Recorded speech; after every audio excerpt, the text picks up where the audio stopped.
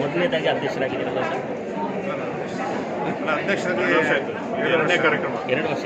First ಮೊನ್ನೆ ಕಾರ್ಯಕ್ರಮ ಆಗಲಿಲ್ಲ, ಎರಡನೇ ಕಾರ್ಯಕ್ರಮ ತುಂಬ ವಿಜೃಂಭಣೆ ಆಯಿತು. ಅದು ವಿಧಾನಸೌಧದಲ್ಲಿ ಬ್ಯಾಂಕೆಟ್ ಹಾಲಲ್ಲಿ ಇಷ್ಟೊಂದು ವಿಜೃಂಭಣೆಯಿಂದ ತುಂಬ ಚೆನ್ನಾಗಿ ಮಾಡಿದ್ದೀರಾ. ಈ ಕಾರ್ಯಕ್ರಮದ ಬಗ್ಗೆ ತಮಗೆ ಅನಿಸಿಕೆ ಏನು ಸರ್? 10ನೇ ಕೈಮಗ್ಗ ದಿನಾಚರಣೆ ಕಾರ್ಯಕ್ರಮಕ್ಕೆ ಪ್ರಥಮ ಬಾರಿಗೆ ನಮಗೆ ಬೆಂಗಳೂರಿನ ವಿಧಾನಸೌಧ ಬ್ಯಾಂಕೆಟ್ ಹಾಲಲ್ಲಿ ಅವಕಾಶ ಕೊಟ್ಟಿರೋದಕ್ಕೆ ಮುಖ್ಯಮಂತ್ರಿ ಸಿದ್ದರಾಮಯ್ಯ, ಡಿ ಕೆ ಶಿವಕುಮಾರ್ ಸಾಹೇಬರು, ನಮ್ಮ ಶಿವಾನಂದ ಪಾಟೀಲ್ ಸಾಹೇಬರು, ಮುಖ್ಯವಾಗಿ ನಮ್ಮ ಚೀಫ್ ಸೆಕ್ರೆಟರಿ ಮೇಡಮ್ ಅವರಿಗೆ ಧನ್ಯವಾದ ಹೇಳಲಿಕ್ಕೆ ಇಷ್ಟಪಡ್ತೀನಿ. ಇವತ್ತು ಸರ್ಕಾರ ನೇಕಾರ ಪರವಾಗಿದೆ ಅಂದರೆ ನಮಗೆ ಈ ಒಂದು ಅವಕಾಶ ಕೊಟ್ಟಿರೋದ್ರ ಮೂಲಕ ಅದನ್ನು ವ್ಯಕ್ತಪಡಿಸೋಕ್ಕೆ ನಾನು ಇಚ್ಛೆಪಡ್ತೀನಿ. ಈ ಒಂದು ಕೈಮಗ್ಗ ನೇಕಾರನ ಪ್ರೋತ್ಸಾಹ ಮಾಡೋಕ್ಕೆ ನಿಟ್ಟಿನಲ್ಲಿ ಈ ಇಡೀ ಭಾರತ ದೇಶಾದ್ಯಂತ ಈ ಒಂದು ಕಾರ್ಯಕ್ರಮವನ್ನು ಹಮ್ಮಿಕೊಂಡು ಎಲ್ಲ ರಾಜ್ಯಗಳಲ್ಲೂ ಈ ಥರ ಕಾರ್ಯಕ್ರಮ ನಡೀತಾ ಇದೆ. ಜಿಲ್ಲೆಗಳಿಂದ ತಾಲೂಕು ಮಟ್ಟದಿಂದ ಕಾರ್ಯಕ್ರಮಗಳು ನಡೀತಾ ಇದೆ. ಮುಂದೆ ಇದೊಂದು ನಮ್ಮ ಕೈಮಗ್ಗ ಕ್ಷೇತ್ರ ನಶಿಸಿ ಹೋಗ್ತಾ ಇರೋಂಥ ಉದ್ದಿಮೆ ಆಗ್ತಿದೆ. ಅದಕ್ಕೆ ಸರ್ಕಾರ ಇದಕ್ಕೆ ವಿಶೇಷವಾದ ಉತ್ತೇಜನ ನೀಡಬೇಕಾಗಿದೆ. ಈಗಾಗಲೇ ತಮಿಳುನಾಡವರು ಇದರ ಪರವಾಗಿ ಒಂದು ಸ್ಟೆಪ್ ಮುಂದೆ ಹೋಗಿ ಅವರಿಗೆ ವಿಶೇಷ ಸ್ಥಾನಮಾನ ಕೊಟ್ಟಿದ್ದಾರೆ.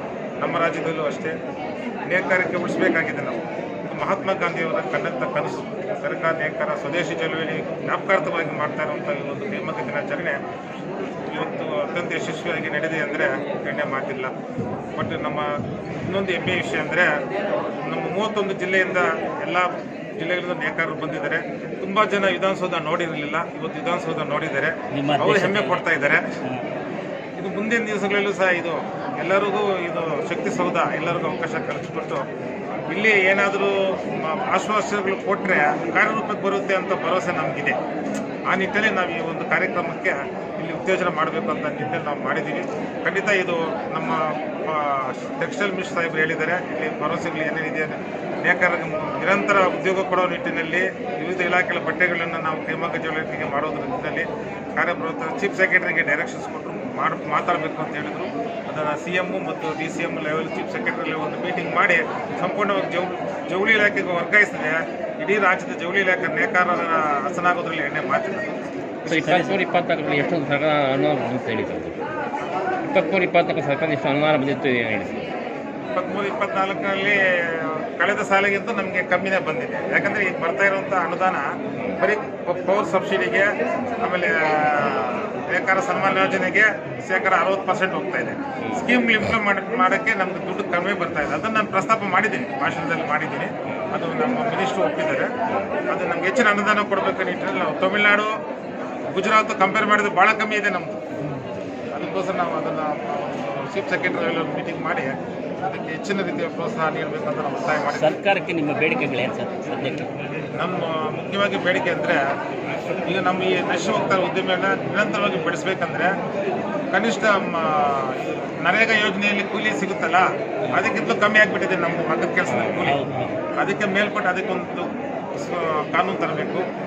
ಈಗ ಉದ್ಯೋಗ ಸಿಗ್ತಾ ಇಲ್ಲ, ನಮ್ಮ ನೇಕಾರಿಕೆಯಲ್ಲಿ ಮಾಡಿದ ಮಾಲು ಸರಿಯಾಗಿ ಹೋಗ್ತಾ ಇಲ್ಲ, ಸೇಲ್ ಆಗ್ತಾ ಇಲ್ಲ, ನೇಕಾರಿಕೆ ಬಿಟ್ಟು ಬೇರೆ ಕೆಲಸ ಹೋಗೋಣಪ್ಪ ಅಂತ ಪರಿಸ್ಥಿತಿ ಆಗಿದೆ. ಈಗ ಸರ್ಕಾರಕ್ಕೆ ಏನು ಹೊರೆ ಆಗದಂತೆ ನಮ್ಮ ನೇಕಾರ ಸಮಸ್ಯೆ ಬಗೆಹರಿಸೋಕ್ಕೂ ದಾರಿ ಇದೆ.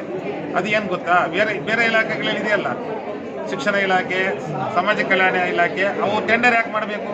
ವರ್ಷ ಪೂರ್ತಿ ನಮ್ಮ ಕೂಲಿ ನಮ್ಮ ಮಗ್ಗದವ್ರು ನೇಯ್ತಾರೆ, ಕೊಟ್ಬಿಡಿ 2 ತಿಂಗಳು 3 ತಿಂಗಳು ಟೆಂಡರ್ ಮಾಡೋದು. ಯಾವನಿಗೂ ಮಹಾರಾಷ್ಟ್ರ, ಗುಜರಾತ್ ಅಂತ ಕೊಡೋದು.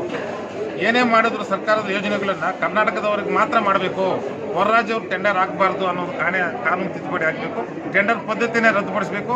ಸಂಪೂರ್ಣವಾಗಿ ಏನಿದೆಯೋ ನಮ್ಮ ರಾಜ್ಯ ಸರ್ಕಾರದಲ್ಲಿ ಇಲಾಖೆಗಳಲ್ಲಿ ಏನಿದೆ ಬಟ್ಟೆಗಳು ಸಂಪೂರ್ಣ ಕೈಮಗ್ಗ ಜವಳಿ ಇಲಾಖೆ ವರ್ಗಾಯಿಸ ಮಾಡಿದರೆ ಇಲಾಖೆನೂ ಬೆಳೆಯುತ್ತೆ, ನೇಕಾರರು ಉದ್ಧಾರ ಆಗ್ತಾರೆ, ಸರ್ಕಾರಕ್ಕೆ ₹1 ಹೊರೆ ಆಗೋದಿಲ್ಲ. ಅಲ್ಲಿ ಕೊಡೋ ದುಡ್ಡು ಇಲ್ಲಿ ಕೊಡ್ತಾರೆ ಅಷ್ಟೇ. ಏನಾದರೂ ಮನವಿ ಪತ್ರ ಕೊಟ್ಟಿದ್ದೀರಾ ಸರ್? ಇದಕ್ಕೇನಾದರೂ ಮನವಿ ಪತ್ರ ಕೊಟ್ಟಿದ್ದೀರಾ? ಸುಮ್ಮನೆ ಸತಿ ನಾನು CMಗೂ ಕೊಟ್ಟಿದ್ದೀನಿ, ಇವ್ರಿಗೂ ಕೊಟ್ಟಿದ್ದೀನಿ. ಇವತ್ತು ನಮ್ಮ ಮಿನಿಸ್ಟರ್ ಅದನ್ನೇ ಮಾತಾಡಿದ್ರು, ಅದನ್ನೇ ಪ್ರಸ್ತಾಪ ಮಾಡಿದ್ರು. ನಾವೇನು ಸರ್ಕಾರಕ್ಕೆ ಜಾಸ್ತಿ ದುಡ್ಡು ಕೊಡಿ ಅಂತ ಒಂದು ರೀತಿಯಲ್ಲಿ ಕೇಳ್ತಾ ಇಲ್ಲ. ನಾವು ಏನು ಬಟ್ಟೆಗಳಿದೆಯೋ ಅದು ಜವಳಿ ಇಲಾಖೆ ಮೂಲಕ ಮಾಡಬೇಕು. ಅವ್ರ ಇಲಾಖೆ ಟೆಂಡರೇ ಮಾಡ್ತಾರೆ. ಅವರು ಜವಳಿ ಇಲಾಖೆ ಇಟ್ಕೊಂಡು ನಮ್ಗೇನಾಗಬೇಕು ಅಂತಾರೆ. ಅವರು ನಾವು ಇದು ಪ್ರಶ್ನೆ ಮಾಡಿದ್ದೆ, ಹೋಗಿ ನೀವೇನೋ ಇಲಾಖೆ ಇದೆ ನೀವೇನೋ ಮಾಡ್ಕೊಳ್ಳಿ, ನಮಗೆ ಇದಕ್ಕೆ ಸಂಬಂಧ ಇಲ್ಲ ಅಂತಾರೆ ಅವರು. ಅದಕ್ಕೆ ಸಂಪೂರ್ಣವಾಗಿ ಯಾಕೆ ಇದನ್ನು ನಾನು ಒತ್ತಾಯ ಮಾಡಿ ಹೇಳ್ತಾ ಇದ್ದೀನಿ ಅಂದರೆ, ನಮ್ಮ ಇಲಾಖೆ ಮುಂದಿನ ದಿನಗಳಲ್ಲಿ ನೇಕಾರರ ಬದುಕು ಹಸನಾಗಬೇಕಂದ್ರೆ ಸಂಪೂರ್ಣವಾಗಿ ಬದಲಾವಣೆ ಆಗಬೇಕು. ಏನು ಅವ್ರಿಗೆ ಬಟ್ಟೆ ಬಗ್ಗೆ ಏನು ಗೊತ್ತು ಶಿಕ್ಷಣ ಇಲಾಖೆಗೆ? ಅವ್ರ ಅಂಕಿಅಂಶ ಕೊಡಲಿ, ನಾವು ಬಟ್ಟೆ ಏನು ಕ್ವಾಲಿಟಿ ಕೇಳ್ತಾರೆ ಅದನ್ನು ಕೊಡೋಕೆ ರೆಡಿ ಇದ್ದೀವಿ. ಮತ್ತು ಈಗ ಇಲ್ಲಿ ನಡೆದಿರ್ತಕ್ಕಂಥ ಕೆಲವು ಒಂದು ಕೂಗಿದೆ. ಏನಂದರೆ ರಾಜ್ಯ ಸರ್ಕಾರ ಅಷ್ಟು ಇಷ್ಟು ನಮ್ಗೆ ಸಹಾಯ ಇದೆ, ಆದರೆ ಕೇಂದ್ರ ಸರ್ಕಾರದಿಂದ ನಮ್ಗೆ ಯಾವುದೇ ಒಂದು ರೀತಿಯಲ್ಲಿ ಇದು ಮಾಡ್ತಾ ಇಲ್ಲ. ಮತ್ತು ಇನ್ನೊಂದು ಏನಾಗಿದೆ ಅಂದರೆ GST ಹಾಕಿದರೆ ಈ GSTನ ಅವರು ಯಾಕೆ ತೆಗಿಬಾರ್ದು? ಇದನ್ನು ಏನಾದರೂ ತೆಗಿಸೋಕ್ಕೆ ತಾವೇನಾದರೂ ಕೇಂದ್ರ ಸರ್ಕಾರದ ಮೇಲೆ ಒತ್ತಡ ಹೇಳ್ತೀರಾ? ಇದು ಖಂಡಿತ ಒಳ್ಳೆಯ ಪ್ರಶ್ನೆ. ಇದು ನಮ್ಮ ನೇಕಾರರಿಗೆ ಕೆಲವೊಂದು ವಿಷಯದಲ್ಲಿ ಹೊರೆ ಬೀಳ್ತಾ ಇದೆ. ಇದು ನಮ್ಮ ಒಂದು ರಾಜ್ಯಕ್ಕೆ ಸೀಮಿತ ಆಗಿಲ್ಲ ಈ ಪ್ರಶ್ನೆ, ಇಡೀ ಭಾರತಾದ್ಯಂತ ಇದು ಸಮಸ್ಯೆ ಇದೆ.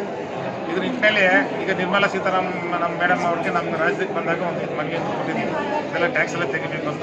ಇದು ಬೇರೆ ಬೇರೆ ರಾಜ್ಯದವರು ಇದ್ರ ಬಗ್ಗೆ ಹೋರಾಟ ಮಾಡ್ತಾ ಇದೆ. ಖಂಡಿತ ಇದು ಮುಂದಿನ ದಿನಗಳಲ್ಲಿ ಇದ್ರ ತೆಗೆಯುವ ಸಫಲತೆ ಕಾಣ್ತೀವಿ. Okay, thank you.